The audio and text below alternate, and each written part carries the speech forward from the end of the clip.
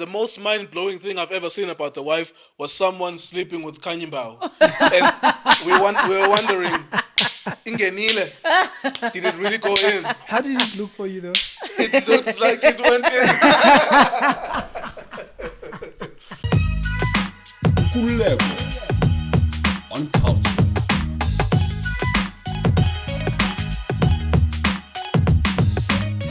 Welcome to another episode where anything goes. Thank you guys so much for tuning in, liking and subscribing. We appreciate all your comments. And yeah, we keep on growing and keep on growing because of you. We are currently sitting on 16,000 subscribers and we are truly grateful. We are growing because of you. Let's continue growing together. Thank you, thank you, thank you, thank you guys. I said 16,000 That's what I said. So yes, I'm not alone. I am flying with Mr. T as well as Nkululeko, my brother. Happy New Week, guys. Yep, Happy New Week. How have you guys been? I've been super, but very cold. Yeah, it's cool. Your jacket says it all. Look, Your jacket says it all. I don't do well in the cold. So is it? Yeah, no. Shame, Like man. my brain freezes. I can't function when it's cold. I think it's my best functional time when it's cold. Is it? Can't do much when it's hot. Because I was actually thinking, why do we have to work when it's cold? Why can't we just like lazy around and do nothing? Because job was bad. Eish, yeah, hey? We have to continue the hustle, eh? Because Definitely. I was actually speaking to a friend of mine, I think a day ago, Yeah. where they said to me, it's 42 degrees where they are. They in Europe right now. 42. She said, no, like we I are can on do with that. 42 degrees. 42 Yeah, degrees. I can do with that. That's insane. I wouldn't mind. That's insane. You know, when I have enough money, Yeah? I'm going to live between countries. Winter, I'm going to Oh, move so you're to going to be Ghana, chasing summer. and then summer coming. Yeah. How about that? That's what the rich do. Yeah, right? Yeah, That's what I Mom really- Kiz Yeah, is but doing. Yeah. 42 is excessive though. Like, 'cause, Yo, 20 isn't 28 like you start really, feeling really. uncomfortable? I And think- 31 at the Yeah. most. I think from 33, 35, that's when I sort of like, okay, yeah, now it's getting hot. There's a country, but it's always like that. I don't know whether it's Qatar. Yeah, the one. Oh, yes, the one it's with Qatar. The World Cup. They're saying that it's normal for 42 to be the standard, and that's why if you're waiting at the bus stop, it needs air conditioning. Like everywhere you are, you require air conditioning, and that's why. You can't take football there because it's gonna affect the quality of the football. Well, it's like how are people gonna run 42? That means you're not gonna have football matches before 5. After you have to have them after 6 p.m. All of them are gonna be played at night, and when it's cooler, but it's like 33 degrees. When it's cooler, it's a desert. Yeah. It is Yeah. a desert. And how are you? We never hear about how you. No, I'm good, eh? I'm good. How have you Better than been? average. I cannot complain. Yeah. Just been having a good time, you know. Yeah. Honestly, I'm enjoying the cold. I'm Yeah. enjoying dressing up. I'm Yeah. enjoying seeing people warm. Yeah. Because it's the most decent season, I say. Because that's when you see people covered up, looking good, looking decent. Yeah. Because once summer comes, Eish. certain people don't look at their bodies before they dress, you know. But right now, everybody looks nice. Everybody Yeah. looks cold. People but from you know, the city are very grumpy when it's winter. yeah, because they don't like. They're so used to not dressing up. Yeah. I And noticed that. we appreciate that. So anyway, a lot has been happening in our country. Yeah. Right now, we're sitting in a place whereby masks have been dropped. Isn't that wonderful though? No, I don't think it is wonderful. It is Well, great. I think it's great. How I so? love Me too. it. How is it great? I remember there are a whole lot of challenges health-wise also to always be having a mask Yeah. on. Yeah. I think from that perspective, I feel that we needed that. Yes, it was the intention was to protect us from getting COVID, but we know that now the cases have really gone down. Have they gone down? Sorry to interject, because the day before Yeah. the masks were dropped, Yeah. the new COVID cases were sitting on 1,000 plus. Okay. New cases, and I think when it was worse here, it was over 1,000 and above, right? Yeah. So when it was mild, it was like 200, 300. So those are new infections a day. Yeah, those I were think- the can I- last can I ask you a infections a question? day before Can I the ask you a masks were question? dropped. Yeah. When was the last time you heard anybody that you know that tested positive? 2 days ago. 2 days ago. Yeah. But that's an But anomaly. how often does it happen? That's an anomaly. It's not everyone. Not everyone knows people that are positive. So, we're not so even it's more like burying catching more. flu. Yeah. Versus when it was a pandemic, when the pandemic started. I guess. Absolutely. I think Yeah. from that perspective, I'm saying we are, and now the hospitals are more ready, and now we have more information. We know better to how to take care of ourselves and things that we need to do to sort of boost our immune systems and all of that. Unlike when it all started, when we're really in it and the cases were really high compared to now. So I think as much as yes, it was to assist us, but also there was a downside to it because people died from always putting a mask on. Other people are struggling with things like asthma and all of those. So from that perspective, I think we'll never get it right immediately, but I think as we move slowly towards the state of normalcy, at least we're moving in the right direction. I don't know. It has never looked comfortable for me, for my 12-year-old or my 10-year-old or my 7-year-old to have to wear a mask at school. It's never looked comfortable. I think the other thing is we always need to analyze things deeper. How many people are dying as a result of them having their breathing compromised? They already have asthma and whatever disease that comes And with is that breathing. reported on? Yes, absolutely. And accurately so. Absolutely. We never get that. Yeah, we don't. That's my point. Like, there's been so many numbers that we've counted in terms of how many people are dying from COVID, but how many of those are really from COVID, and how many of those are from people compromising their breathing through masks? I mean, I'm 32, but whenever I breathe through masks, within 30 minutes and an hour, I feel like shit. I don't want to wear this. It's Yeah, unnatural. Yeah, it's. In fact, I was thinking about it as I was being grumpy, and I thought, this thing of breathing with masks, if it was natural, you would be born with your nose covered by something. There would be an organ covering your nose from birth just to protect you from whatever. It's unnatural, and I'm happy that we've done away with it. But it seems as though we move from one thing to another, because immediately after the masks off, all of a sudden, in 24 hours' time, South Africa has its first case of monkeypox. And I'm going to just go through this article very quickly. At the National Institute for the Communicable Diseases, NICD, a division of the National Health Lab Services, confirms that a case of monkeypox has been identified through the lab testing on Wednesday, the 22nd of June, 2022. The case involves a 30-year-old male residing in Gauteng, for fuck's sake. He reports no recent travel history. Contact tracing has been commenced, identifying any additional links of cases with monkeypox in South Africa. It's long. I won't go through it. You get the point. Yeah. So from one bullshit to another. It was COVID yesterday. Nhlanhla monkeypox. And interesting this one is enough, more serious. Interesting enough, this time around the president doesn't call a family meeting to actually inform us that now we dropping the mask. He's in a state capture kaloku. So he had no time. No, but you're raising a valid point, because that's how we normally knew what is what. When all the lockdown regulations were dropped, eased, he was the one to call out that meeting. He was the one to let us know that this is where we are, this is where we're standing. Because I still feel like, I don't know, like I'm saying, maybe he's busy with the state capture report, because that also came out on the same day as the masks were dropped. So the other one was earlier, which was the state capture report, and later in the evening it was the dropping of the masks. And once again, we are still trying to focus on the Phala Phala gate. Now we are deviating from that to masks being dropped to monkeypox now. So, are you guys concerned about it though, like monkeypox? Because I mean, they mentioned the side effects or the symptoms of it. It looks more severe. COVID was like a flu. I never feared COVID, and I was never hysterical about COVID. Even if they told me that 1 billion people are dying, for as long as I knew that if I have it, this is what I needed to do, and I don't have any existing sicknesses or illnesses, I knew I was safe. But this one looks a little bit, when I saw the pictures of people, what they look like when they have monkeypox, it's a more physical illness. You will be able to spot someone who has it easily, and it will be easier to stigmatize people when they have it as well.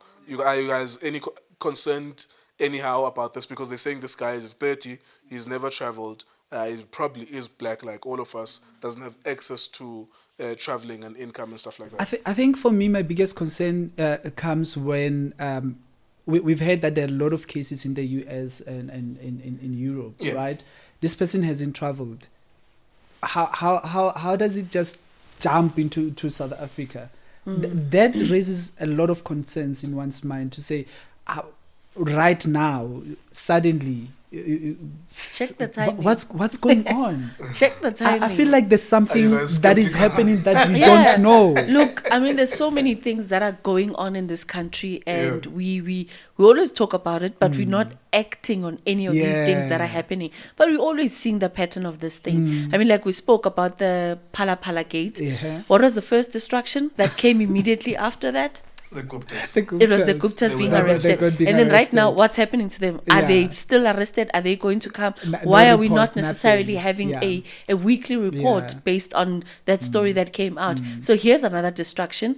Phala Phala Gate, everybody's not necessarily moving their attention from it because it's like an everyday trending story. But then just on the verge of that, state capture report comes. Okay, state capture. Now let's talk about it. What's in there? Masks are dropped.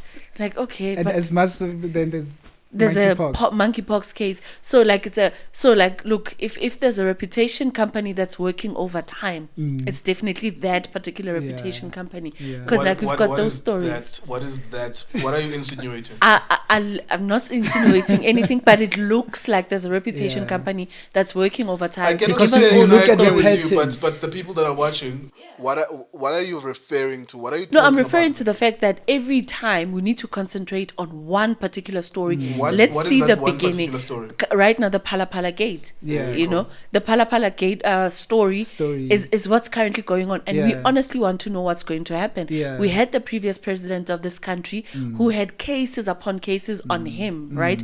And prior to that, those were the cases before he was the president of this country, but he still became the president of the country anyway. Is this history repeating itself? Where, lucky or with him, there were not so many cover-up stories one after the other. It was that, take it or leave it. And we just went with it. We didn't complain, we didn't protest, we didn't do anything. But now, when we're supposed to concentrate on this particular story, understand where it's going, understand what's going to happen to the public protector, what is going to happen to the president?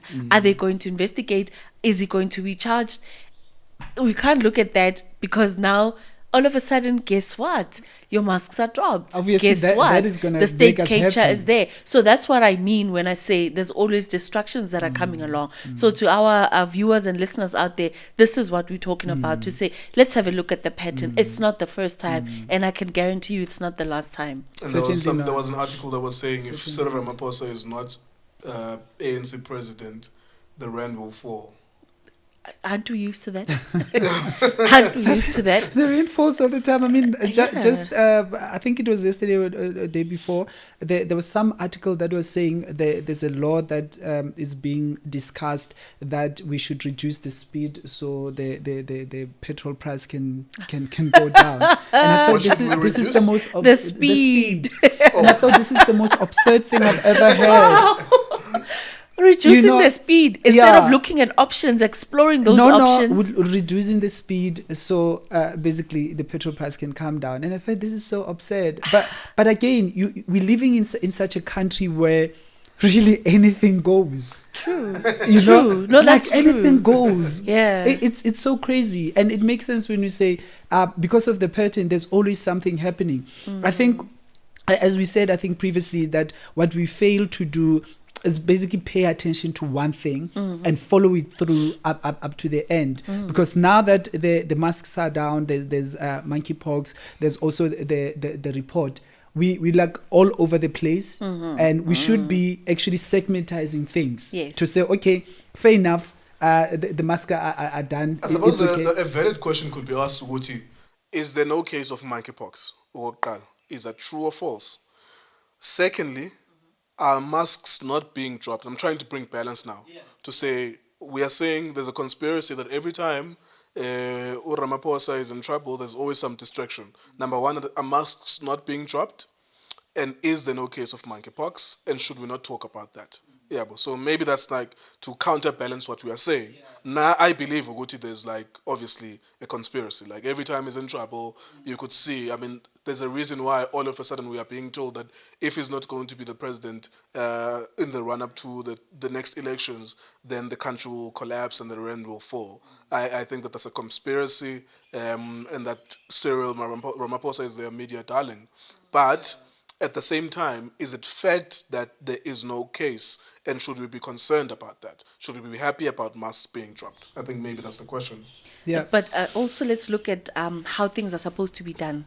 We're supposed to know, like, Monkeypox was never like that much announced to say, this is what's going on in the world, these are the stats, these are the numbers, for people to actually know that it could happen to us the same way it did with COVID-19. Yeah. But now it wasn't the case, and it's just a not really out of the blue announcement, but it's like, okay, of all the things that have been happening, why were you silent on it? Why were you not warning the masses about it?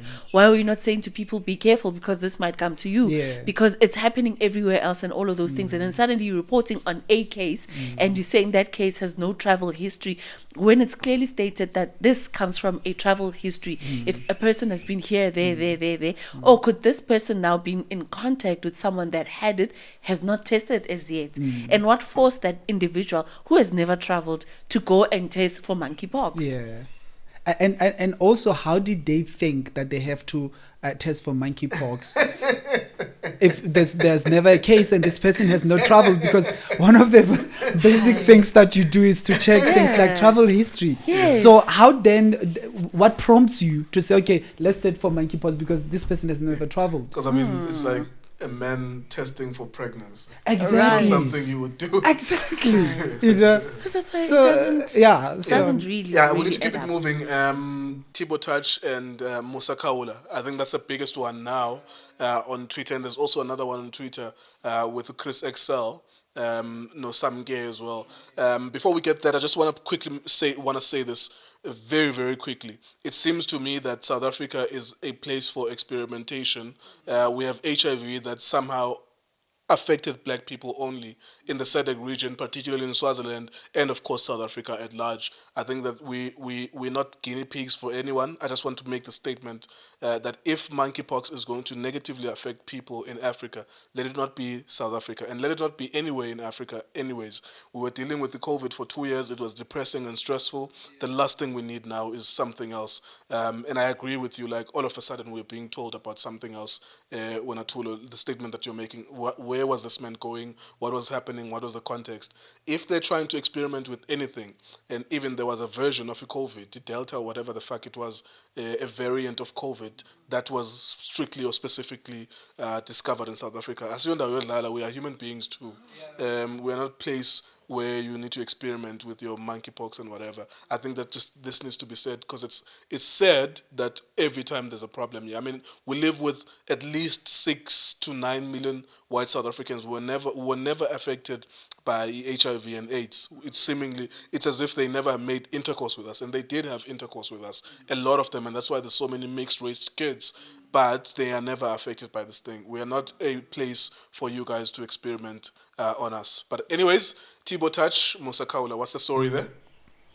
Musa Khawula is being sued, apparently, by Thibaut Touch for those, the statement, rather the thread that he had on Thibaut Touch, taking Soweto TV to the ground, firing as many people that were there before, and just literally running Soweto TV to the ground. Needless to say, that's the allegation. That's the allegation. Yes. That's why there's that case. There's that King Sue. That's why Thibaut Touch is actually suing. Legal action. Yeah, he's taken legal action against Musa Khawula. So I don't know, like, what to make of that, because Musa Khawula has written so many things about so many people, and I'm not really sure what has been happening with those legal suits that have been passed on. I think for what I grapple with when it comes to Musa Khawula is some of the stories he reports on, you sort of, question his credibility to say where does it come from? Yeah. Because some of the stories they sort of like the basis and so at the same time you start thinking that if somebody has to report something that serious, knowing the risks that comes with it, they probably have done their homework. Probably, because what I picked up with Musa Khawula, not once, but more than once, is that there'd be articles, there'd be stories coming from other sources. Yeah. But now, because there's people that are not on those particular social media platforms or reading certain articles, he'll bring those as his own reporting. Yeah. So Yeah. it's not really him doing his research. It's just a matter of him sourcing from different platforms. I'm so sorry, just on what you are saying with Nhlanhla. So this is a story. This story is not the first time I've heard about it. And the reason why I ended up going to search for the original articles was that the Sowetan reported on this. Yeah. Musa Khawula is becoming a central place where people can consume news, but journalists who are being paid to do journalist work, and Mpho Sebanyoni wrote about this on the 17th of January in 2020.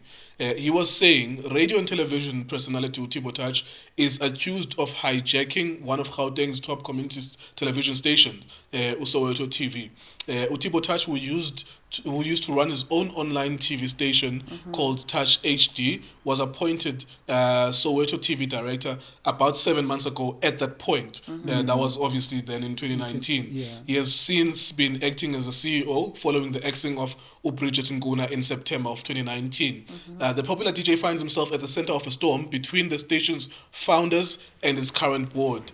And so on and so forth. It goes on and on and on. But what is being said here in this article is that there are 13 producers, for example, who were dismissed, so that then Soweto TV is understaffed, so that then when they need to, even in addition, when they need to use a vehicle, instead of maybe multiple vehicles dispersed for them to go and get stories with the reporters, there's only one vehicle that can be used, and there's a problem with petrol at the time. So the story is alleging by the Sowetan that Thibo Touch had run Soweto TV to the ground, and they get their sources from people who are inside Soweto TV, and this is in 2020, right? So this is not a new story, and the response ka Musa Khawula was that if you are suing me, and I'm not for or against anyone.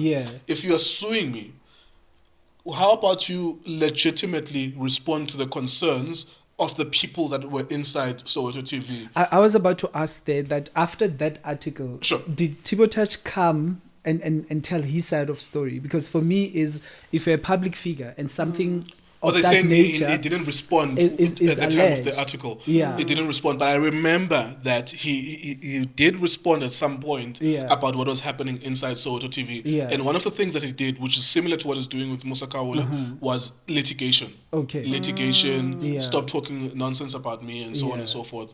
And there's another article here from the Sunday World about Thibo Touch, and I'm reading these articles deliberately because I want, if there is a pattern, for us to spot if there is. So this is in 2019, the 8th of September. The Sunday World is reporting that the IDC, the Industrial Development Corporation of South Africa, has obtained a court order against Touch HD to recuperate a 11 million rands loan that they made to the institution. It goes on to make further allegations about what used to happen at Touch HD, and they had seen the documents in court about the monies. The company led by Touch was given 7.5 million rands working capital, and then a further 13 million was available for something else, and so on and so forth, for infrastructural development. And the interesting thing is that at the time, I was curious about Touch HD. I used to search them online, and I would want to listen to who's on there. And you could easily write Touch HD on Google, and you could see it. Today I searched it, and there's nothing. You could only see links to it or something like that, but there's no original website. And I remember even one other story was of the reason why Glenn Zito is on Radio 2000 and not on Metro FM is because he left Metro FM to go to Touch HD within a few months there. So he left his bread of 20 years, which is Metro FM. And it was shocking. He goes to Touch HD. Within a few months of being at Touch HD, he finds out that, of course, he's being sold a dream, if that's the case. And then he actually leaves without a job. Eventually, he's lucky enough because of the profile to get to Radio 2000, and he's been there now, I think, for the past 5 or 6 years. I think, and here's the thing about me. I pay attention to pattern, right? And I think also from a business perspective, when a person starts a business and it doesn't get successful, and they start another one and there are issues, and they get involved in another one, there are issues, it then questions their ability to lead or to manage any kind of business, particularly if they're in a strategic position, right? And for me, if we're looking at this person and they've been in different spaces, obviously in the media industry, and they have worked in the media industry for years, then you start saying, do they have what it takes to be in the leadership, right? Because for me, yes, that when you start a business, there's no guarantee that it's going to be successful. Absolutely. Right? But if you've got that kind of funding, strategically what you do is you get the right talent to be in the right positions to ensure that they steer this vehicle in the right direction. Because the idea is that I believe when you start a business, you don't start it for you to die. You start it to have longevity. And if you don't look at how then do you sustain it beyond the funding that you've got, then there's a problem to that. Because then the question is, what were your intentions of getting that kind of funding? And what were you given that funding on basis of what? Exactly. It's what you projected to them, Right. it's what you displayed and showed. Because there are instances where you can only get that funding if you are proving to us that you have a company that's black owned, that's going to do You're quite right. ABCD. You have to prove beyond reasonable doubt that you are actually going to use this funding. Because remember, you have to submit things like your business plan. And the business plan has things like projections, has things like... So you basically have to show the funder that you're giving me this money, this is how I'm going to use it, and over the years, this is how I'm going to build up on that. So if you fail on that, now you move to an institution that has been running, and now there's a mess around what's happening, and your name gets in the mud of everything that is happening. Then you start questioning your ability to run in the leadership. So in as much as the story, we are starting it as Musa Khawula versus Thibaut Touch. That is the context. That is the context that these are the stories that are being reported by the Sunday World, the Sowetan, that this is what allegedly happened at Soweto TV when Touch was the head honcho. Of course, Touch has... I don't think Musa Khawula is the only person who's been served with a notice for litigation. There were other people as well that were served as a result of these stories. But, of course, journalists do their work. They find out from people who work from there what happened at Soweto TV. Is there a decline that we are seeing? I remember Soweto TV at some point would touch on his social media. He would say it's going to switch into Soweto HD, which is a merger between Soweto TV and Touch HD. You know, and I remember... I just forgot his name now. There's this young man who's close to Casper, slightly chubby. Capo, yes, thank you. Capo would do a show, would Touch as a morning show on Soweto TV, as they were trying to make this merge 5 years ago to maybe rebrand to Soweto TV to be Soweto HD. And I remember even there were advertisements for jobs so that you could work at Soweto HD as they were rebranding it. You know, because Soweto TV is on DSTV, you know, so it's a great opportunity if you get an in there and you introduce modern programming and try to get people from SABC to watch or whoever is watching on the DSTV platform to watch you by giving them top class content. I think maybe that was the idea there. But then there are these stories, you know, and I don't think that there's anything right or wrong about what Musa Khawula did, but I'm bringing other articles to say that whatever Musa Khawula was doing, it's something that had been reported in 2020. It exists in 2020. It now makes sense why it actually, you know, followed up in that manner. Because now what those articles were also alluding to the fact that he's not a Sowetan, right? So he wanted to bring a non-Sowetan culture to Soweto. And that's what made the whole Soweto TV crumble like it did under his leadership. Because he was not trying to maintain what Soweto TV stands for. He was trying to bring in other things. I think that's when the conflict was. And remember, there's community radio stations in Soweto where people consume that particular content because it's who they are. But now when you try and bring something foreign to them, obviously they leave. And I guess that's what actually led to that. But with the Musa and the Thibaut story, like you're saying, it's not the first. It's definitely not the last. So if he's going to spend more of his time sending out legal documents to people that try and speak badly about him and not necessarily prove that what he was trying to do was a good thing, what he was trying to do was to bring up the radio station to be at a certain level, then he's just continuously going to be doing that, because then he's just going to be defending his name. And unless those people like Musa and all these other people that have written articles before also have a strong legal team to go at him and say, okay, prove that this is not the truth, prove that 13 people were not fired, prove that this and that did not happen. What are the chances of him winning those particular cases? But hence I'm also saying that I don't think Musa could just report on it. He should have done some kind of groundwork to get information somewhere. And also, like you said earlier, also the journalists that reported, they got that information from certain sources. They call people that work there. So as much as there is litigation against those that reported, then they'll also then get the sources to say, but this is where I got information.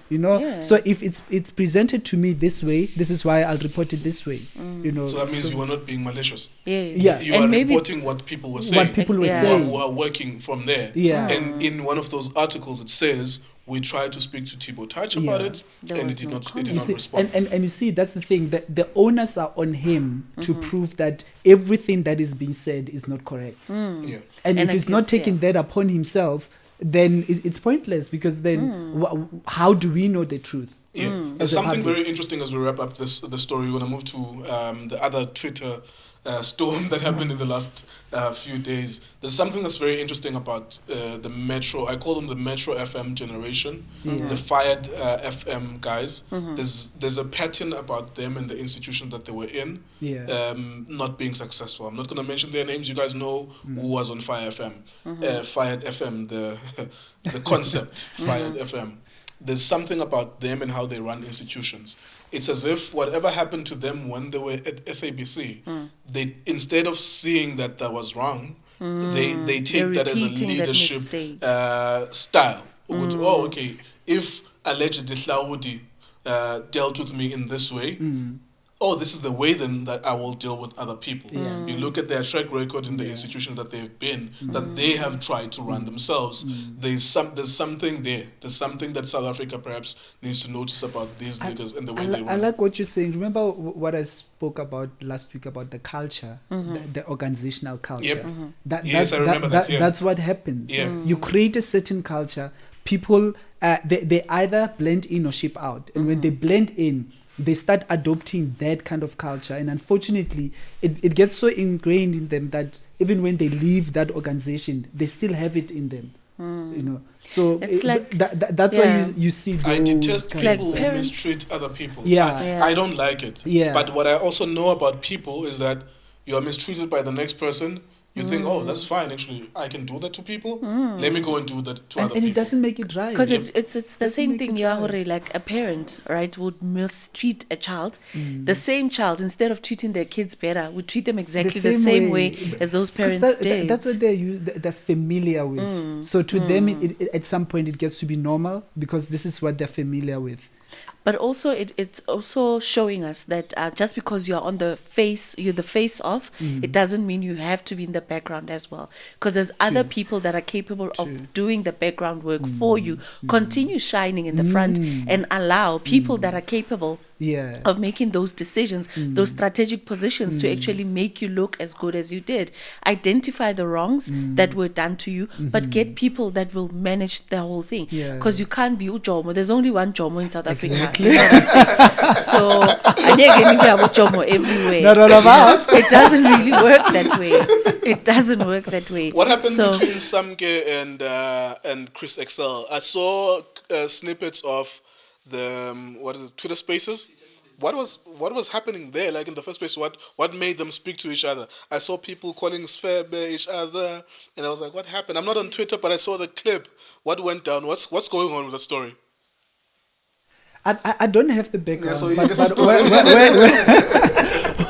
where I caught up, it was when there was now the whole story about round 2. Sure. So my understanding is, from what I followed, is that because Chris Excel is known as the bully of Twitter, he can drag you, right? He's very good at that.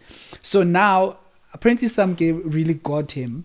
Okay. Samke is a human being who's on OnlyFans. Oh, yes. She's a female. Yes, a She 24-year-old. sells sex. Yeah, and she's Alright. got 2 kids with two different men. Yeah. And she's HIV positive and infected a Yeah, my daughter. guy. It's deeper. Apparently. This is alleged, ab- ne? apparently, Allegedly, yeah, yes. allegedly. Yeah. So, So that's what's publicly known about her. Yes. Whether that's true or not. yes, Yeah. that's Allegedly. what Chris Excel said Say, about her. yeah. Okay. So I'm not sure then which direction it took from there. Yeah. Because that's what I first saw. Yeah. That, oh, okay. And I was like, yeah, but Yeah, what's this got to do with it's the more, person? it's more I like think they Samke took each other on. was able to take him on Yes. because On people that- are afraid on that of taking Twitter, him on. Twitter Spaces, they took each other on. I'm not on Twitter, but I saw the clip. Yeah. They were swearing at each other. Yeah. And I was like wondering, what was the gathering about in the first place? Yeah. Bahlanganiswa Yeah. yini, yabo? Yeah. And I was like, then I started seeing other screenshots of the other one revealing stuff because I saw Chris Excel revealing information about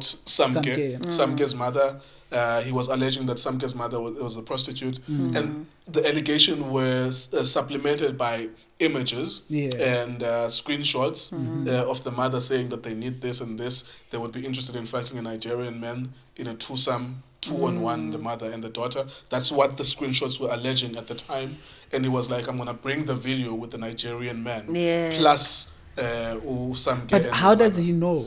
That's interesting because How does he know such? I mean, that is Information that's like deep That was my first question. classified information. Yeah. How does he that know? was my first question Because I- other I- people were actually saying that he probably had an encounter with some gay. So now things are not. maybe you things know, didn't go well. But the way that they share some of this information, even though advocate Barry Rue, it's as if they are on your phone. It's as if they Yeah, have access to yeah, your phone. to your phone. Because I was shocked. I was like, oh, I don't care for that story. I don't know those people. But in my mind, I was like, Aibo, how do you then find this out and that out and that out? Like it's like you have to be on my phone. Yeah. You have to find a way to hack my phone. But Yeah. anyways, without deviating from the actual story itself, it looks like it's something that's gonna go on and on and on and on. Yeah. But then there are two dynamics that are interesting. One of them being about the defending of a woman, whether or not she's a prostitute Or not. or sells sex. Yeah. There's a name for it. Sex worker. Sex worker, thank you. You have to defend her. Yeah. But then on the other side, Samke also shared details about Chris. Yeah. Naye, he needs defending because that's called doxing. Yeah. You're sharing details about my address or you're sharing details about my personal life. So now it's like open season. Yeah. You can't choose one side or the other if both of them were really malicious in the way that they shared information. I shared about your baby mama as Chris Excel. Yeah. Ukuthi your baby mama is from Umtata. Naye, she was selling at some point. Yeah. So they both making allegations about each other. About So each other. Tina as bystanders have no standing if we are going to cry morals about it because both of them are playing a very Yeah. dirty game. Yeah, they are. And it was quite interesting because Samke also made a lot of allegations that he can't afford his rent, he stays in the back room, things like that, you know. But what was interesting for me that came out of all of that, it was people that were calling Chris Excel out to say, finally his identity is out because you remember he's using somebody's picture on his profile Catfish. and that has been, I think, a lot of people have been concerned about that and have been calling him out about that because the girl even went on Twitter to open an account to ask him to remove her picture. Oh shit. You know, and he didn't, you know, and for me it's unfair to do that to another person, you know. So it's not a random girl from America. No, it's a South African girl. colored girl, you know. And that girl was actually saying, please think of it from this way. If somebody was using either your sister's picture or your mother's, how would you feel? You know. So I think if he could change that part, other things I don't 1 care. million It viewers, doesn't matter. 1 million followers Followers. later. Do you think is so into it so deep that he's thinking 1 million followers later, I am not going to change this. But then there Yeah. will be consequences to that because there's Poppy Act that is Yes. against him. You know, there's going to be consequences to that. if the young lady you're referring to Decides to go has that an way. understanding of the law you know, and the so, resources to pursue that. Yeah, I personally, I'd plead with him to change that girl's picture. Yeah. Otherwise, in terms of the actual story itself, what do you guys think? How do you feel about it? Like, I saw it as shit. My worry was just on the level of, what if people have access to your phone? And I actually started thinking about the things I've been sending to other people. Yeah. I'm like, if I ever cross paths with Chris, what if he has... I literally thought You could like tap your phone. It was like a selfish perspective. What if I said to people that Yeah. I don't have any naked pictures of myself, I don't have videos and stuff like that. That was my thinking, because I really don't care for that story, as it's two people that are mudslinging. It's like, you guys can deal with that. Yeah, that's how I feel about it as well. I'm like, okay, like, let them do whatever they want to do. Honestly, it doesn't really empower anybody. It doesn't change. It doesn't have an impactful meaning, except for that a bully now finally made their match. Yeah. I think that's just what it is. Yeah. That somebody finally caught him out. Somebody now revealed his identity. And then what? But also there's education to that. To say when you go on social media, what are your intentions? And whatever your intentions are, there will be consequences to that. Yeah. Whether you hide your identity or you don't, a day will be there. You know. So I think that's one of the things that as a society we have to keep at the back of our minds. That as much as we use social media, what is the intention to use it? You know. But remember, like, they're also being paid. You know, certain people are pushing a certain agenda But either on way, those particular platforms. Either way. Yeah, but this one, You I honestly either think way, they you should should not. just At the stick end, to there it. will be consequences. Yeah, but like at the same time, it's the consequences. Like we were speaking about this today, tomorrow it's something else. Yeah. It's just gonna be one of those things. You know, somebody else is gonna come back. They're gonna go through the same thing. I don't think any lessons would be learned as much, because we don't know what that beneficially is going to do for them socially, like on the social streets. Whether Samke is now gonna be more popular on her OnlyFans or Well, whatever. she is popular She's now. just gonna be She's more definitely popular now. So popular. it's just probably gonna be that, and there's Yeah. somebody out there that's looking at it and say, well, maybe I should also follow suit and do something else. So I just foresee like a repetition of this in the near future, where somebody's going to take on somebody there again, because Samke has gotten so many views from it. And that's how Chris Excel also gained popularity, because he was constantly at people's cases, and that's how his numbers went up. Can I add so maybe it's provocation? also... Can I just ask, like, throw a hand grenade in this conversation? Sure. Samke is a sex worker, Yeah. right? She was trending, and thousands of people saw that, tens of thousands of people saw that, and she gained sympathy from that situation. Is there any concern about the hyping up of someone who's a sex worker and using her as... I mean, she was a hero to some people's narratives, that she stood up to a bully. Yeah. Doesn't change the fact that she's a sex worker. Nothing wrong with being a sex worker, but do you want someone... Would you want your kids to be exposed to the idea that someone who's a sex worker is being applauded for one thing or the other? I don't have a point of view about this. I'm just throwing out there a controversial question to say this person will gain sympathy from South Africa for standing up to someone that seemingly is not as popular to other people, but still she's a sex worker. She sells sex. So when Nhlanhla as a mother, where do you draw the line? Do you want your kids to see that? You want to protect your kids from seeing that? You don't have a problem. Do you not have a problem with your kids noticing, oh, okay, on this point, the woman, whether or not she's a sex worker, she's selling pussy, it doesn't matter. My kids can see that. At some point, my kids are going to see that anyway. It boils down to me having conversations with my children. At what point do I start having those conversations with my children? Because the internet is an everyday thing. They're growing into it. I mean, right now, children are watching YouTube this, YouTube that. You don't know where and which button they're going to press and then start seeing that. But it's the conversations as and when they happen to say, oh, listen, this is what's currently going on. This is what a sex worker is. This is what a sex worker does. Because of reasons X and Z, this is probably why they went there. But if ever life goes south for you, you've got options to go this way, that way, that way, that way. Because if we don't have engaging conversations and hardcore conversations with our children, somebody else is going to force them to do that, and that might be the person on the internet. But then if I've been in the forefront of that, then they'll look at it and say, well, I've already known about sex work. I know that it's there. It exists because some people don't have much to go by and they resort to this and that and that. But it's like a constant education that you need to feed to your children, and don't wait for them to press that button to discover things for themselves. So it's just an open-ended conversation. It starts with the bees and the honeys, but as they get older, like, let's get more into the conversation. Let's dig deeper into the conversation. So when things like this suddenly come up, they're not fazed by it. They're not deciding whether they should applaud or not, but they're choosing to say, well, that's the path that they took for whatever reasons, and or I'll engage on it. So as a mother, I would probably say that, now listen, I'll speak to them. Like I said, it's the honeys. Because you listen to the conversations now we're having with kids. At the age of 5, they already know that I was in your tummy, mommy. Yeah. Like, you know. And they ask those questions. They ask questions. How did I get into your tummy? Why is daddy this? Why is mommy this? And all of those things. So you just look at how their level of understanding is as they grow. And then that's when you have conversations. And the earlier the better, you know, so that they are more educated. They are more prepared for what the future has to give them in the future. And I think for me, that's why I've always been pro formalizing sex work. Because it's whether we like it or not, it exists. So when you formalize it, you sort of give a structure to society to say, we know it's there, it's happening, but it's happening in a way that, for example, when it's not formalized, they stand in the streets and all, they get killed, they get raped, they get all of those things. But when you formalize it, you're now going to create spaces where they can be safe. They go to clinics, they're not judged, and all of that.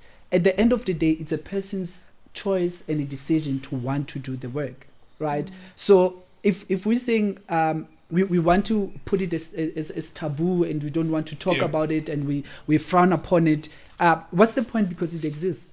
It's there, it happens, and people have different reasons why they're doing that kind of work, you know. And if it's working for them, who are you to judge? You know, give them that space to do it, but do it in a way that it will not affect the rest of the society in a negative way, right? Because if it's known that that house is a brothel, like when you speak to kids, you know that house is a brothel and this is what happens. So now they know better, and when it comes from home, it's better because it carries more value than when it comes from the street. Because when it comes from the street, somebody else tells them about it, they're likely to want to go and test it. Exactly. Versus when it comes from home, where you're saying, this is what happens, and these are the choices, these are the consequences. When you choose this, these are the consequences. Now they start seeing, and then they're able to make informed decisions. Right, there you go. Sorry. It seems it's going to continue though. Because Chris XL is not going to stop. No, he's asking for round 2. It's going he to won't continue. back down. Of course, he wants to have the final say. That's the only reason. It's just that what she brought on, the files that she pulled, he was not ready for it. He didn't see that coming. He didn't see that one coming. So he'll want to end it. How would you feel if you see the mother and the daughter fucking a Nigerian? Would that not be game over? If you saw the video and if the allegation is true, would that not be game over? And then she pulls in another file on Chris XL that we did not know of, that he's been paid by so and so and so. Yeah, because for her to stand up to him like that, it means she knows that she can pull other stuff. She knows what she probably has things up her sleeve as well. And also the manner in which Chris has been, you know, dragging people, he's got a lot of enemies that can actually beg the lady, you know, and assist her to find other files. How do these people, I'm still lost and baffled, how do they get access to it? So I'm thinking of getting another you know, SIM card. when you spoke about, you know, your phone, I'm thinking like personally, I've got my number everywhere. And if people have to hack my phone using the number, they can do it just like that. And it's a concern, really. You know, because it's possible, it can happen. I mean, with laptops, you can get antivirus, but with the phone, it's like there's nothing can't you get can. anything. You're a sitting duck. It's not like you can get antivirus for us to protect yourself. But anyways, that was the Twitter Straits. Did you guys listen to any music? We heard Breezy Drake, but you guys were complaining about Beyoncé. Are you part of the Beehive? Like, are you a super fan of Beyoncé? No. You're not? That's strange. I know. I mean, the stereotype is that gay man. That's the thing. That's the thing. And I think that's why I'm taking a moment to answer, because that's the stereotype, you know, that you should be. But I love her music, but I'm not a super fan. So you're not part So of the you wouldn't Beehive. fight anyone who's criticizing her music? You wouldn't go berserk sitting next to someone who's criticizing her music? Because I know people from the Beehive, they will kill you. Yeah, they definitely will. They'll definitely kill you. So you're not excited about the Break My Soul song, the new song that just came out? Like, I got so lost listening to it. Same here. I got confused. But then when you spoke about it, you said like you raised something valid with regards to the then music and what the direction of this music is taking. Yeah. And my take was simply the fact that I'm lost because that's not like Beyonce. It's unlike Beyonce, you know, because I'm like battling to understand, okay, what were we trying to do here? Is this a new genre that she's introducing? Like, I'm still trying to understand what's going on. I think that's the idea. I think that's the new genre. I mean, it's an existing genre, dance. It's just that these musicians are dabbling into dance. I mean, it's no coincidence that 5 days before that, Drake released a dance album. With Black Coffee being the executive producer of that album. Black Coffee having his fingerprints all over that album. You know, they're introducing dance now. Can we look at it from a different angle? How long has Beyonce been releasing music with Destiny's Child? She's been releasing coherent R&B vocals for at least the last 25 years, right, since the late 90s, and she's been incredible at doing that. I'm indifferent to Beyonce, but I know she's great. I'm indifferent to her. I will listen to her music. I know her songs, but it's like I'm not a fan, but I don't dislike her. I prefer Solange. I know all the albums that are Solange. At what point do you start wanting to grow? And she's said to men, you are irreplaceable. She's said to women, all my single ladies, if you wanted, you can put a ring on it. You know, she's encouraged women in her songs to accept. To run the world. Yeah, but exactly, girls run the world. At what point do you not run out of things to say and want to dabble in other things? The reason why I'm doing what I'm doing now is because I did football for 3 years, and I'm like, shit, I'm done creatively. I just want to do other things as well. So can we not entertain the conversation? Let me start with you then. Like, what do you think of that being maybe the motivation? Okay, it makes sense that could have been, but also I think because artists are artists, they always sort of want to stretch, they always want to come up with something different, something new, something fresh, right? And I think it's probably from that perspective of wanting to introduce something different from what we are used to that she usually gives, you know.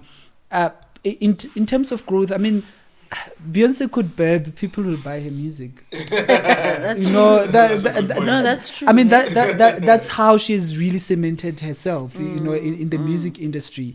I think for me, with regards to this single, it's that obviously I wasn't expecting something of this nature because I'm used to her music. I mean, I've listened to all her albums and like a full album, you know, and you see that in one album, you sort of like all the songs, you know, you enjoy all the songs because there's those varieties. She's very good, you know.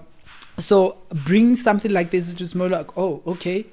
But also I couldn't really like, I couldn't get it, if I should put it that way. Because at the same time, it sort of took me back to your bubblegum kind of music. Sure. And that's why also when I picked up, when Mapepa Ndaba said, what do we think of her sleeve cover, because it shows a similar kind of picture with Brenda Fassie, and also when you listen to it, there's that, you know, infusion of bubble music. Obviously it comes from the US and it came to South Africa, then became, you know, bubble gum music, not bubble gum music. So it gave a lot of that, you know. So it personally, it left me hanging to say, where are you going? What are you trying to get? But interestingly enough, this morning, somebody posted that in about 20 countries, this song has hit #1 on the charts, except in South Africa. Maybe because, like you said, if she burps, people will still buy it. But then South Africa is also, maybe direction-wise, when it comes to music, starting to really believe in their own, you know, and consume as much of their own as possible. Because that's what we've seen with the Amapiano, you know. It's like literally dominated the music industry for the past 2 to 3 years. There are very few countries, I'm so sorry, just to your point, there are very few countries in the world where dance is the leading genre. South Africa, Amapiano and house music are the leading genres. Yes, you have SA hip hop, yes, you have Afro pop, but dance is the leading genre. The biggest people that win awards at the Summers are people who do dance songs, Adiwele or Osama, or whatever song is popping. In America, that's not the case. dance is on the periphery. Of course, there are people who go to clubs and they love dance music. In Sweden, there are people who go to clubs and they love dance music. In Spain, in England. But in England, the leading genre is rock and alternative rock and drill music, which is a form of hip-hop music that they do. So in South Africa, we'll never be crazy really about a dance song if it doesn't reach the standard. Of course, our biggest musicians, whether it's Maporisa, Kabza De Small, all of these guys, Black Coffee, our biggest musicians are the dance musicians or the DJs. But they're also taking it to the world. Yep.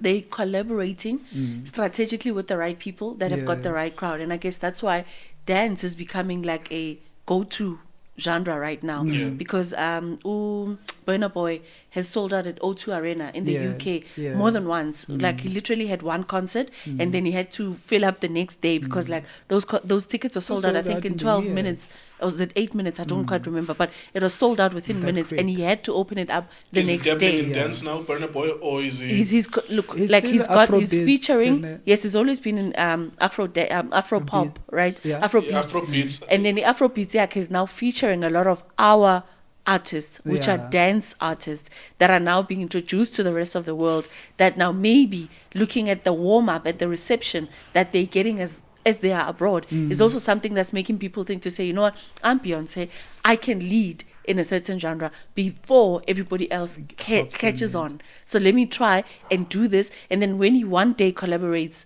with anybody that's a dance artist in our country, like she's been doing it for a while. But now you said something very important, that as South Africans, we're so proud now of the kind of music that we're doing. And that actually extends to the rest of the African continent. Because when you see, I mean, the big thing now in the African continent, South Africa and the rest of the continent, it's actually the Afrobeats and Amapiano. Yeah. I mean, you look at people like Swanky Jerry. He does his reels now with Amapiano. And you start thinking, this is a person that is based in Nigeria. They don't understand isiZulu, but they jam to Amapiano. Pogba as well. Pogba has done a lot of like not a lot, but a couple of videos with Amapiano in the background. So I think I love what you're saying, that it's probably that we now embracing our own creation. And maybe we'll warm up to Beyonce's song at some point. Not if Amapiano are taking the world by storm. If house music is taking the world by storm in South Africa, which Amapiano is a subgenre of, we are not going to be too excited about a Drake dance album. We're not going to be too excited about Beyonce dance album. What I like about what happened with Beyonce is that I think she experimented. She put it out there to see the reaction. As opposed to Drake releasing a full album. So this one, I think the plan is to release it was a 4-box set, what I was reading. It's supposed to be like an album with 4 elements to it. So it could be like, if it was CDs, it was going to be a box of 4 CDs. One of them, maybe 7 songs, is like dance only. But then this is experimental. You see how people react to it, and then you drop the full thing. If people are not positive, you're like, fuck it. It was just a song. You can always play around with the idea that it was just a song I was giving it to you guys, but I'm not going to give you the album because you don't like it. You're not even telling people that you had an album. You say, no, I was just experimenting with this dance song. As opposed to Drake, who went all in with dance. And I like that. Sorry, I like that album. Not like as in like 7 out of 10. But it's like I listened to it and I'm like, oh, this is decent music. 5.5 out of 10. It's decent, well done. It has Trezor, who I like, doing a couple of songs, ad-libs in a couple of songs, and I was like, cool. And I'm not even a house music person, but when I listened to it twice. I was like, okay, Drake, well done. I know that your people are not going to like it because they want hip-hop from you, but it was decent songs that was constructed, put in an album. It was not a Drake typical smash hit of an album, which is usually 7 or 8 out of 10. You know, it was like a 5 or 6 out of 10 type of album. And for someone who's doing dance for the first time, you can take it, but I know a lot of his fans are not going to take it. That's why I take it back to the first part. Beyonce has told women that they run the world. He's told them that all my single ladies put a ring on it. Maybe she wanted to say something else. But then it also then begs the question when you say, will Drake's fans or followers be open to this? It's the same thing as they're Beyonce. not open to it. You know, and But- the fans got Beyoncé, they're Yeah. not that open to it. You see. So I mean, now when my lunatic Kanye West, my favorite artist in the world, Yeah. when my lunatic dropped an album in hip hop, Is it Thunder? Jesus, Oh, a okay. Jesus album. Yeah. That album was. It has other rock elements. Wing, wing, wing, wing, Yeah. wing, wing, wing. And I was like, what the fuck do I feel about this? But I stuck with him. I was like, no. This guy has given me 4 albums or 5 albums prior to this moment. Yeah. He needs to give me something different. Yeah. When he gave us 808s, I was like, what the hell is this? But then eventually, and because 808s he was singing auto-tune Yeah. as opposed to rapping. And at that point, before 2007, 2008, around the time, we had known him as a rapper. Like he used to rap. Now he was singing auto-tune. But then he was bringing other elements to it. And I was like, eventually we started liking it. Like 5 years after the album was released, Yeah. we started liking it. So it's only the gospel album that I don't care for.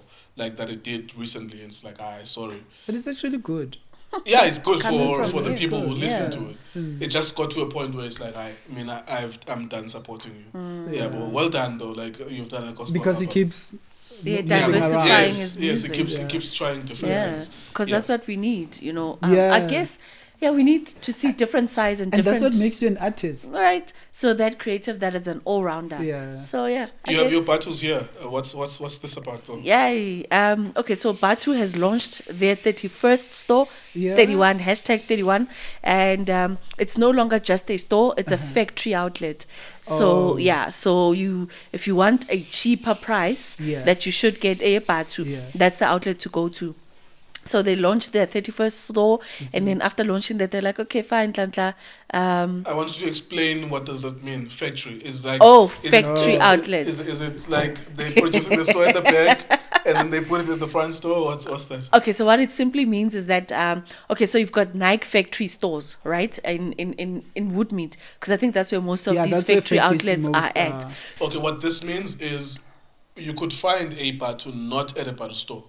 It's possible that in the current existing system, it's possible to find a Bathu not at a Bathu store. I've always thought that you only find it at the store that's written Bathu. Yeah, you still find them at Bathu stores. Yes. But if you want them at a lesser Lesser price, price. that's when you'll go to the factory To the factory, outlet. I see what you're saying. So that's what So it how means. did you get your name? Madam? I thought it was important. It's this one. How It's did this you- one. How did you get your name? Yeah, you can take that one. Yeah. How did you get your name on the Bathu? You can just How put did it they out get there. She got Nhlanhla written here. Yeah, so because you got invited, obviously, and they said, okay, no, come through and then come see what's going on. Yeah. And so I asked, well, can I get a personalized Bathu shoe? And I said, of course. They gave it for how- free Yes, for free. because you work in media. Because She's in I'm Nhlanhla. special. I'm that special.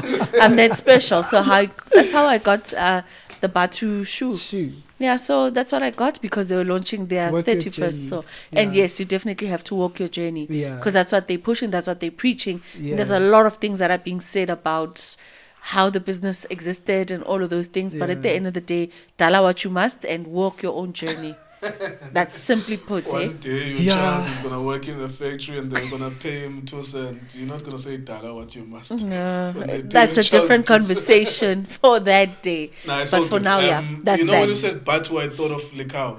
Oh, Is yes. it Lekau or Lekau? Lekau. Lekau. Lekau. Yeah. Yeah, Bathu that's- is Theo Baloyen. Yes, That's probably that's because the Theo two Baloyi. brands have been doing the same kind of things at the Yeah, same at the time. same time, You yeah. know, they open stores at the same time. So, Mm. and they also look like they get along very well because you see them together in different spaces. So, Yeah. There's so many of them, like Bovaya Yeah. and the others, but there's also Kicks. yes, Mm. Kicks and Yeah. Vaya and a lot of others, and it's Yeah. like the market is saturated. The There's market, Spring as well. you know, There's it's Spring. there's so that's many. There's a screenshot on Facebook that I saw, and this is where what I'm saying comes from. Like Yeah. it literally gives you all the list of all the South African brands, and of course the cream rises to the top. These Yeah. two. Upatu not Rip are now like the Cream of bigger the crop, the yeah. biggest Yeah. ones amongst the local brands. Yes. The only question, of course, but this is an ongoing thing that will always, even when I interview the guys, the owners of, when I have an opportunity to interview them, the only question is like the factory production of it, that is this ordered from China and that you just slap the logo on it, and what impact does that have on the South African market and the factory workers and the opportunity to create employment? Yeah, but I think Ulikau, actually we've had a conversation about that. Yeah, but he is aware that is like something to improve upon. Of course, now the easy thing to do is just slap the logo, order these things in bulk from China, they come to South Africa. It will be more expensive to do it in South Africa, technically. But as you start your business, obviously without enough resources, wouldn't you start it that way and then later have your factory here? That's where I'm going with what I'm saying. Like at some point, with ongoing conversations, we persuade each other to get to that point. Let's assist each other to get to this level. Because someone else can argue, which I bought this microphone from America, which I did. It cost 8,000 rands. I don't know this microphone SM7B, or which is there's an alternative that is South African. But they can make the same point with me. And the Canon cameras, I don't know what's the South African version for those Canon cameras that I could have spent 20,000 on one with a South African brand as opposed to ordering this stuff from a Japanese brand. And it's something like that, because I mean hypocrisy exists all over. I'm forcing or we are persuading each other to go the South African route, but am I adhering to all of that with even the cameras and the microphones that I'm using? So that's why it has to be a persuasion and conversation.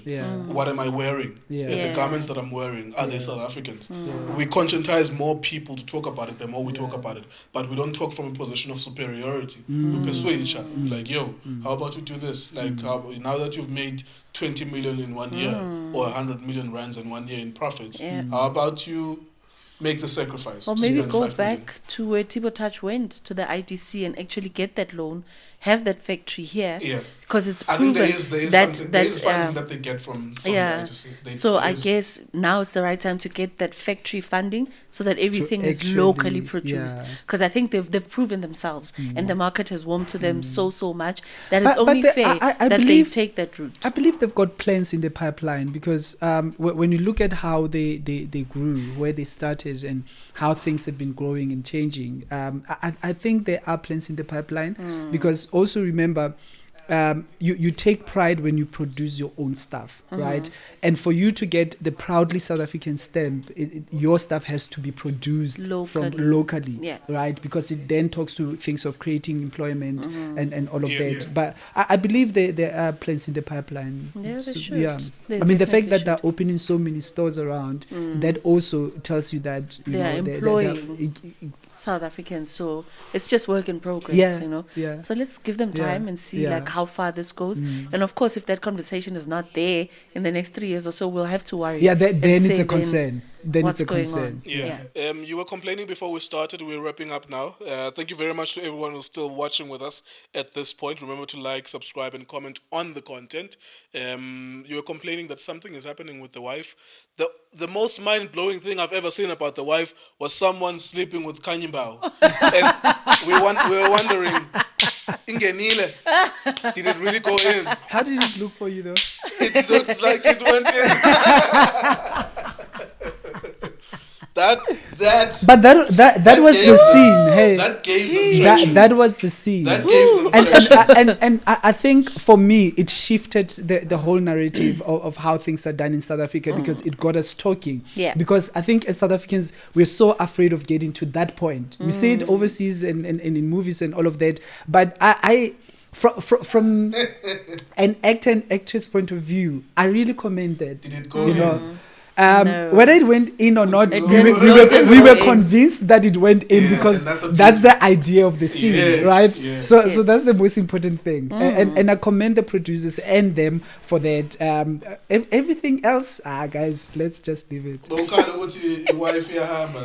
actual wife is an idea of what's happening. Okay, so Umbalentle, who plays the role of Uhlomu. So Mahlomu, if like I've read all the books, right? So that's where I know the story from. So I'm not like a viewer from this current wife. I know the history of it and like where everything began. So Uhlomu is actually the matriarchy of that family, and she's the one that has held the family together. And we're seeing that, even though she's not given that much of that role when it comes to the wife that's playing on Showmax, but Umbalentle plays that role of the wife, and she's leaving the wife, so she's exiting the she's The no longer production. going to The be part actress of is it. no longer working There's at that workplace. the actress, the who played actress. that particular role. Not that they're killing or doing away with the wife, So the role but still the role exists. that was played by her Yeah. is going to be played by somebody else. Yeah. So now that brought a spark on Twitter to say, like, if she's leaving, then we might as well leave, because now she held it so well. Yeah. She played it as if you were reading it from the books. So if you read the book, you saw the character and how she portrayed that character. Yeah. You are confused to actually say, that is actually Umahlobo, you know. But now with her leaving and you don't know who's going to be there. And I mean, there's only 3 seasons. There's 3 books Yeah. out on that series as well. If she's not going to be playing the 3rd one, then it's not going to make everything so meaningful. So they're like, okay, if she's leaving, might as well cancel the whole thing. Because remember, there were complaints anyway with comparing the book versus the actual series that was playing, and I was not for it.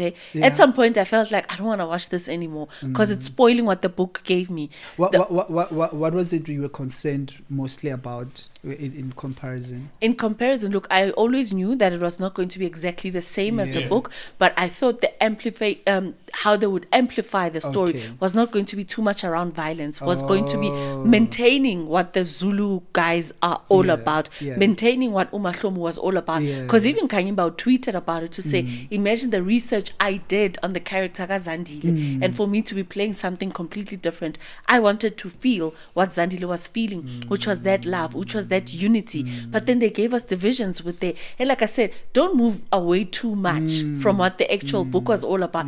Add a thing or two, add something else, but don't Yeah. add the violence. Yeah. Don't give us too much sex scenes, because now that's what pulled us there. Yeah. Because it was like Ziyakhala. You know. So I was a bit disappointed with the production, and as fans of Busisani Dube's work, it was a bit of injustice to her. But then also she agreed to it, and that's why they aired it as such. Yeah. So she gave them the go ahead. Yeah. I'm not sure whether she was doing it from a point of getting more people directed to her books, or was it a matter of isinkwa and let it come whichever way that it comes in. Yeah, So yeah. it was a bit difficult. So my complaining was, okay, fine, it's too different from the book. Maintain it somehow. Add on it drama, it, you know, amplify on the characters. And now don't go too much away from what the book is, because there's been books and movies out there, and I guess we always complain. Yeah. But at least have the core remaining of what the book is all about, what the storyline is all about, because that's the reason why people came to watch that in the first place. Yeah. So rather give them what they want. Do you know the irony of Kanyimbao and her participating in a series of changing characters? Do you remember the first time you guys saw Kanyimbao on television? Yes, it was on Mubang. It was on Mubang. What happened? Why was she on Mubang, if you remember? Because she was sort of a She was- super bitch. She was replaced- She replacing. replaced She Dupsy. replaced a super bitch that was Kimang Dupsy. Dupsy. Yeah. There Yeah. you go. I bring that up to say, Kanyimbao, it was Dupsy who obviously was killed by, in real life, she was killed by, I Her think, boyfriend. the spouse, Yeah. boyfriend. Yeah. And then Kanyimbao replaced her, and then Kabonina replaced Oh, yes, Kanyimbao Kanye, as yeah. well Yeah. at some point. Yeah. I used to watch at the time. Yeah. So many years ago. So I'm saying the irony is that she's participating or featuring on The Wife. You guys are going to have to get used to someone else replacing your wife. It's been done before on television. Yeah. It's going to hurt you. It's but going to hurt the ratings as it's well. been done It before. will. It will hurt the ratings too. Also, it depends on the kind of person that comes in, because if they can pull it off, it can be easy to bounce back. But if they can't bring it on, then it's going to be a problem. So the ratings are not going to drop on the first episode. Yeah. On the first episode of the third season. They're going to drop on the second episode if the first episode is not good enough. Yeah. So people are going to be curious enough to go and To watch see, yeah. who is the replacement. Or not interested in going back because my favorite is gone. I'm not saying me per se, Yeah. but that's the views other people There's be like. gonna be a "Ah, significant and I'm I used think- to I think to for, it. There's gonna be right, curiosity. from curiosity, it's going to be, let's see who's this one that is coming. So Are they- the are they ratings are gonna going to be shoot up the first episode, and then the second one, third one, then you know where you and stand. then people no longer talk about it, and then we move on with life, you know. And It'll like, be sad. I don't know. I wanted to say, speaking about them, right? The company that produced this particular series, they have a lot of shows that are being cancelled on TV. So I'm not sure if it's how Mention some of them. That's Lingashoni is coming to an end at the end of the season. Yeah. Devon Jen is coming to an end. Devon Jen is on ETV, right? Yeah, but it's the same production company. And now with The Wife, like, I mean, the ratings as well, they went down from the first season, the second season, and they might as well drop. So I'm not sure if it's what, because the thing is, once you watch their production, you can almost feel it, okay, if I've watched one, I've watched them all. Because it's how they do things. That's a good point. And the Devon Jane, it's supposed to be around the hospital. You know? Yeah, Give yeah. us terms, the medical. Let us learn something from there about the medical field. But now if you're bringing violence into it, Yeah. if you're bringing a lot of township vibes into the hospital space, it's like, yeah, but like, you know, Yeah, we're going back yeah. there. Ilingashoni, it starts okay, it's with violence. It also starts the same, like most production companies are now doing their things, whereby a rich man is there and then he dies the second or the third episode. It's like, oh, creativity, ikoka, you know. I think it's with like it's the Devon same Jen, thing. That was also my expectation, right? And I remember in my mind I had there was a drama series that played a while back where Tamingu Beni was a doctor. And she was brilliant on that one. I just can't remember the name of it. It actually brought you the hospital kind of stuff, what doctors They use does, the what jargon. medical. Yeah. So when Devon Jen started, that was my expectation, that we're going to see that kind of drama. We're going to, you know, Is what there no happens to panic the though hospital. from them to say, look, it's too much of a niche if we over focus on the medical side of it? It's too much of a niche that it would turn off other people. You know, when you have a film and there's too much dialogue, there's no shooting here and there, you know that there's a significant number of people who don't understand dialogue that you're going to lose as a result. And those are the masses, those are the big, like, But more also, people. Nkululeko, there's a lot of stuff that happens in hospitals. Yeah. Sure. Because it's those There's a incidents lot. Yeah. that we get shot, we go to the hospital. Yeah. But then you still need to tell them how that bullet, it got to which part of my Yeah. body, And who that Yeah. person is. it triggered which muscle, which tissue, and all of those things. But that's So niche, that's though. and- Like, if it and gets also- to- if and it gets also- that deep, bruh, like, that's niche. Like, Yeah. that's something that only a tiny percentage would like But to there know. are other aspects, the issues of dynamics between the medical professionals, the issues between dynamics between the patients and the medical professionals that you can touch on. You can even go to an extent of including cleaners, including people that are in the cafeteria. You get what I mean? Yeah. All of those have, I mean, hospitals have specialized units. Of course, You know, yeah. so you have a lot to play around with. There's a lot. I And I think they see your did not point. explore that. I get your point. I would do Yeah. it better, obviously, if I was doing it. I would always try to. The audience must go home with something tangible Yeah. from that. You must always, like, okay, if this is about taxi industry, I must know how owners make their money from the taxi industry. I must know where their conflicts stem from roads, and so that's why they kill each other. Yeah. You know, if you're creating that kind of a drama or series or telenovela, I must walk away as a consumer from it knowing a little bit more than when I walked in. Yeah. But I do understand as well from their side, because we've spoken about this, the stupidity of South Africa and the laziness of South African creators.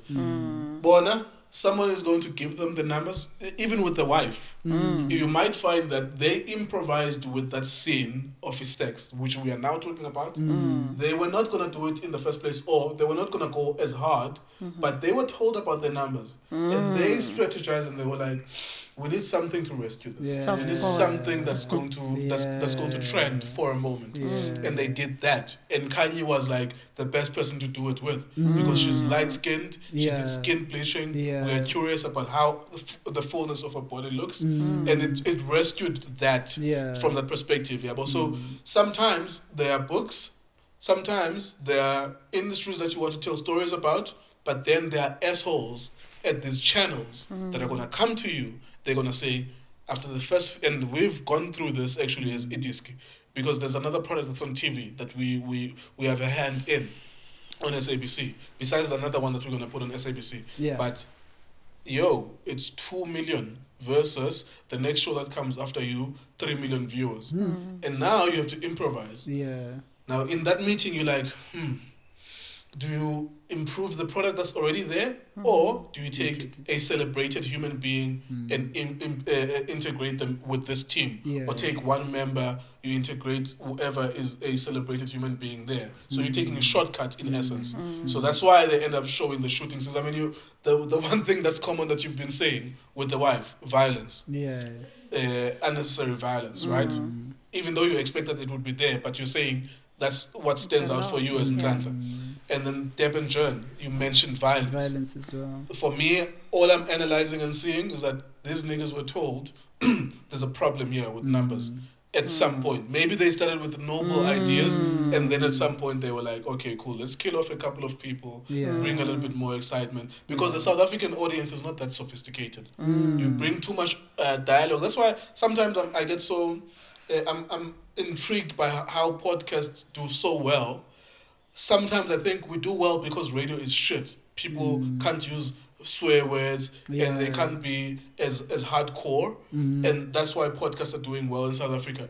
But then I ask myself, people that are so addicted to action, they want to see people shooting each other, swearing at each other, why they gravitate towards podcasts. You know, so for me, that I think the violence has something to do with the channel calling these guys into a meeting and saying, you know what, you need to spice this up. But there's other ways. There's prostitution, there's drugs, there's other ways of spicing but still, things. It's a shortcut. They will find something that's... There's because it becomes too much. Honestly, it becomes too much. Like we're saying. I mean, Pascal, we're showing us how seriously witchcraft happens. And it was interesting to see and learn about that. You know? Because in the workplace, there's people that use immunity. You could take that and use it in that facility as well, to say the less qualified nurse who taught to this position, they keep on climbing to become the matron. I mean, there's the mistake they do that compromises patients. They must just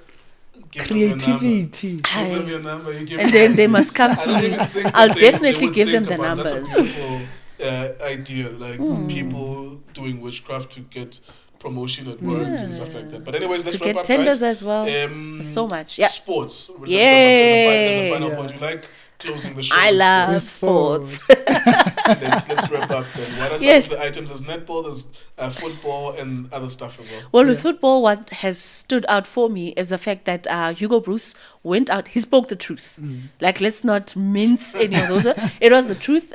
We don't have what it takes to compete internationally, simply because we don't have the right players that are playing abroad as well. And you see them as they go there, they don't step up. Instead, there's so many things that they will cry about. There's so many things that they are homesick. They forget that they're on the job. They're supposed to they're not representing themselves, but they're representing South Africa at large. But you've seen how the level of goal attendance from them has just gone down. I mean, the highest players that we got there was Upeni McCarthy that played and won in the UEFA Championship. We had Stephen Pienaar doing the same thing. Quinton Fortune was the other one. And then the naughty guy, what's his name? Mabizela. Mabizela also played at Tottenham Hotspur. He was that guy. So other than those guys, we don't have names that came after. Yes, there was a Tsepo Masilela that also played in the UEFA, but at what level? You know, so we quantify those. But then other than that, what have we seen in the recent years? We've seen them go and they don't necessarily grow once they're there. They always come back within 2 years. They always come back within 2 years. But he's apologized for those statements, just to summarize what you're saying. He's apologized for the statement. Because I think it's a multi-layered thing. So what he said was true, but fuck him. He's getting paid 1 million rands to solve the problem. And I want to say, add on to that, if it was a black coach that uttered those statements, he would have been out already. Absolutely. So why is it that point. when a white guy has said that, he apologizes and we must just move on with A life? 70-year-old Belgian. I mean, coming to an African country saying that you niggas are not good enough. Exactly. It's true, but you get paid 1 million rands to solve it per month. Exactly. You know, so find a better way to say it.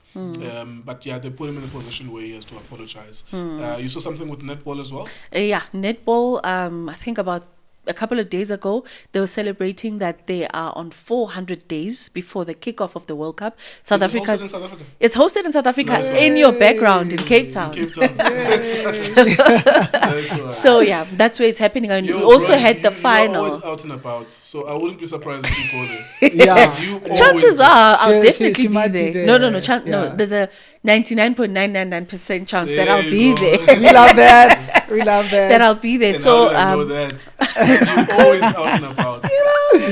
you know. So yeah, and that's what we're going to be celebrating. And I think Netball Fridays. 400 Yeah. days. Yeah, That no, means a couple of next- days ago was So- 400 but days. that means it so will be next year anyways. Yes, it's Even if definitely next year. 300 and something. So yeah, next year. it's Okay. definitely next year. Cool. So Last that's item what in we're sports? doing. F1 is Oh, definitely. yes, F1. Yeah, F1 is 2023. rumored to be coming to South Africa, would be on the calendar. South Africa will be on the calendar rather in 2023 season. And there's been a lot of mixed reactions, because to bid to host for a game of that magnitude, a race to be on the calendar, it would take about 800 million rands from us. So Yeah. now, do we have that kind of money? And are there other things that we can use that money for? So it's a lot of mixed reactions. A Yeah. lot of elite people are saying, yes, it should come to the country. But then we're saying, there's a lot that we're going through. Can't we do something else with that 800 million? Can't we stabilize the country? Can't we get people into thinking, into doing businesses, into making profits for Do themselves? we ever do that though? No, we don't. But we're always pleasing other people. That's the And thing. chances are, yes, it will come to the country. And It's a life great is just going to opportunity, go though. on. It's a lot of money, yes. Yeah. I wouldn't prioritize it, yes. But of course, I'm an F1 fan, and I'm conflicted and I'm biased. Yeah. It's a great opportunity. It's not every country. I think there's 190 to 205 countries in the world, and only 20 of them get to host the Formula One. So it's actually big. The fact that we are being considered, Yeah, that, it's a that we great, can, great I think it's a opportunity great opportunity. there's no one on the African continent that. So I think that's also another thing. Like the F1 is considering we go all over the world. Yeah. Asia, Europe, North America, South America. They go to Brazil. Yeah. They go everywhere in the world except for Except Africa. Africa. And Africa is South Africa, of course, the top class country in Africa. So we're being considered. And Kailami has hosted F1 before. Yeah, in 1992.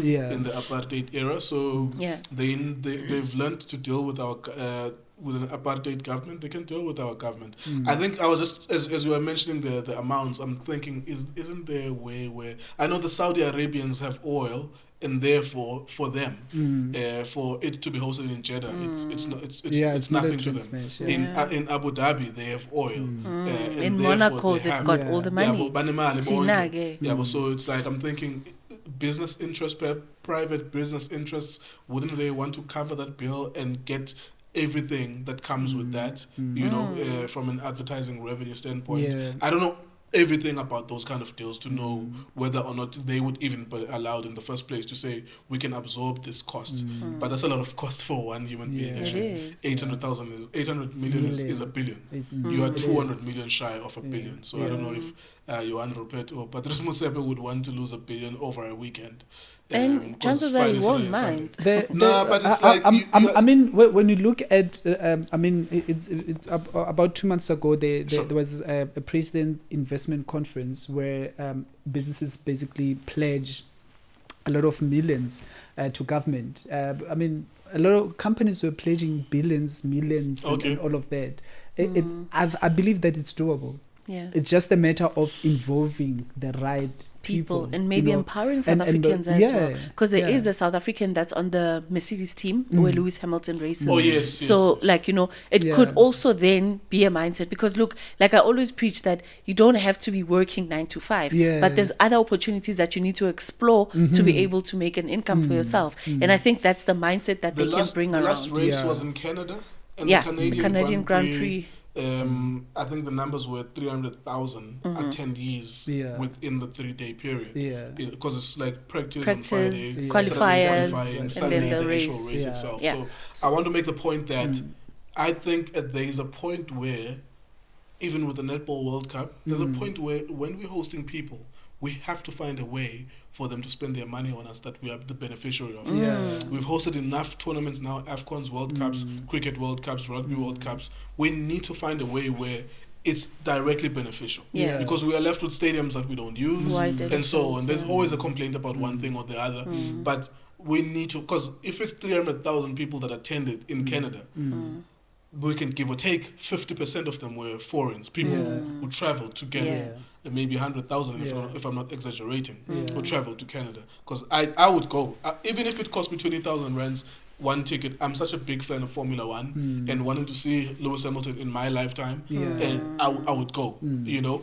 So I know that perhaps other Africans would come through. We need to find a way for those people, if they're going to spend $1,000 through the weekend, each individual on average, which is 15,000 rands in that weekend per human being. We need to make sure that a South African benefits from that. I don't know how, I've never thought of it, but I'm just saying that as we host so many of these things, at some point, not only sex workers benefit from this. We need to have other, because the sex workers are the obvious beneficiaries. But I think different. I think different businesses have an opportunity too. Because remember with the World Cup, accommodation. There was accommodation, and others actually take time to go to the townships because they get curious of how we live and all of.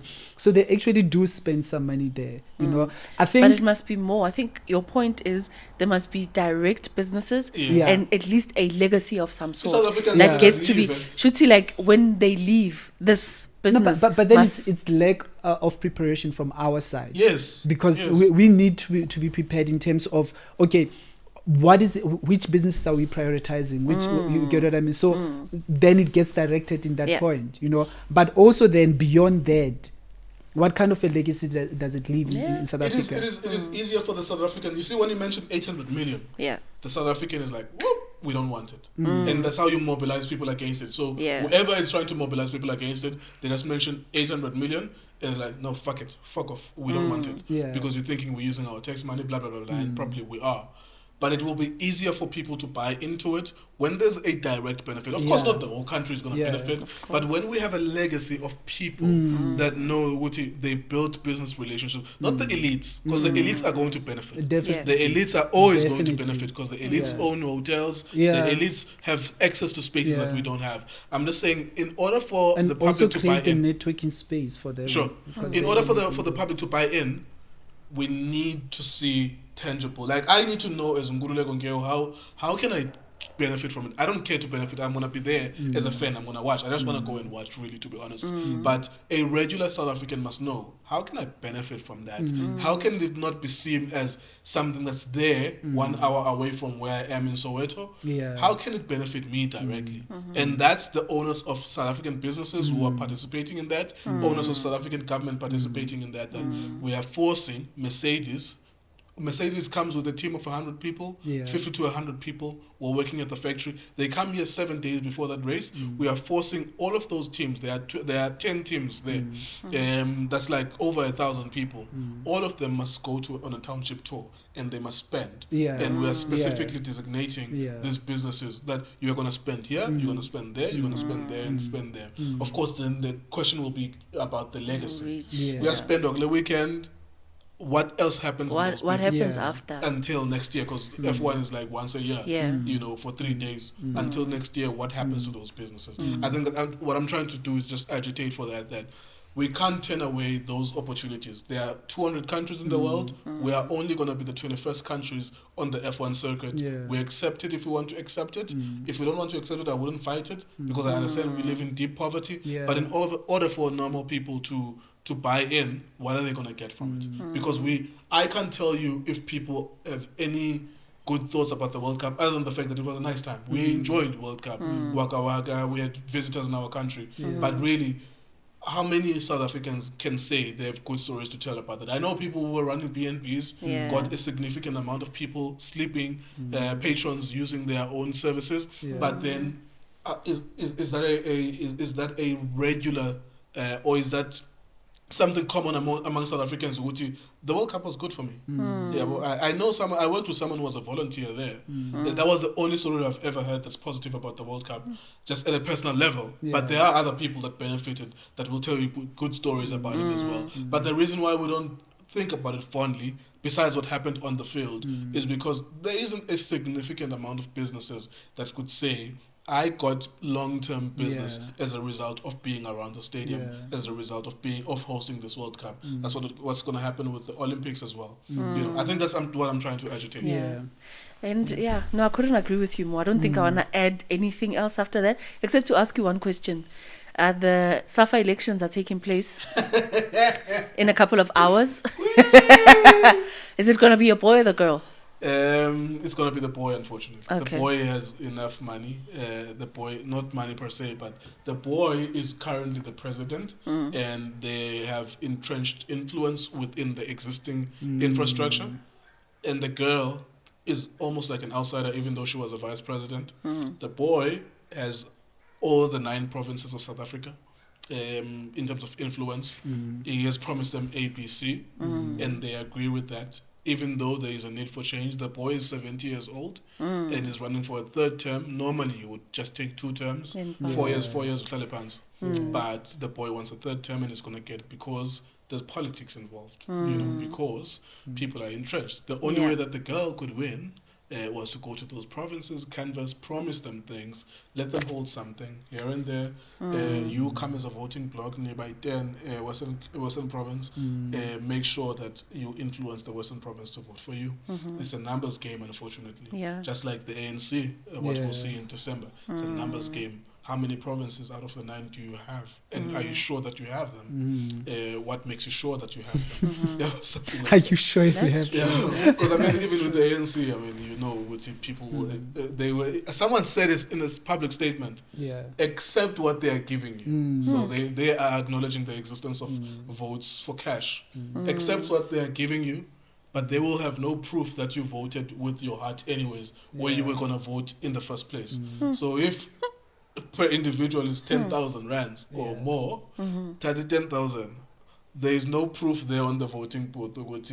You voted one way you're or alone. the other. Because our names don't go in there. So it's just a ballot paper we vote. Who will tell? And then that's it. So I guess we'll see. What's your... No, I'm 100% with you there.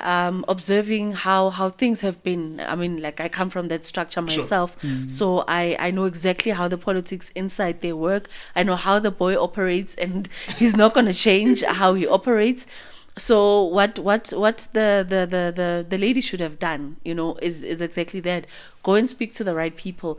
And I think the whole media frenzy around it, you know, did not do much, you know, because it's just been. And if ever there was a question that I would ask the lady herself, is the fact that at some point her private company was donating 10 million rands to boxing South Africa. Was that the money that was not supposed to go into women's football at that time? And had it gone there, maybe, you know, there would have been something that we say, okay, wakala something, there's been you know what I'm saying? Okay, so let's say she didn't care for women's football to a point where she would put money in it, but the money campaign, just keep that money campaign. That's money for influence. Let it work for you. True. I'm more influencer. That's true. And you've been in the system for so long. How come you don't know all these tricks? You should know what needs to be done. And I mean, by now, don't make too much noise. Just be confident enough that on the day this is what's going to happen. I mean, there was a shocker in 2009 when Kirsten Nematandani became the president, but it's another story for another day. That was a compromised person. Yo! Okay, close your eyes. Guys, thank you so much. I think it was a very, very dope conversation that we had. And looking forward to more of these and more numbers growing for us. And definitely looking to partnering with more brands, insightful people and more Bathus coming through and through. But thank you so much, guys, for liking, subscribing, and giving us those comments. We appreciate you. Yeah, there we go. Can I throw you a hand grenade? As you usually do. Nothing surprises us anymore. If you were to choose between the Bathu and the drip, and that's how we close the show. Bye. And that's how we close the show. Thank you so much, guys. Nkululeko.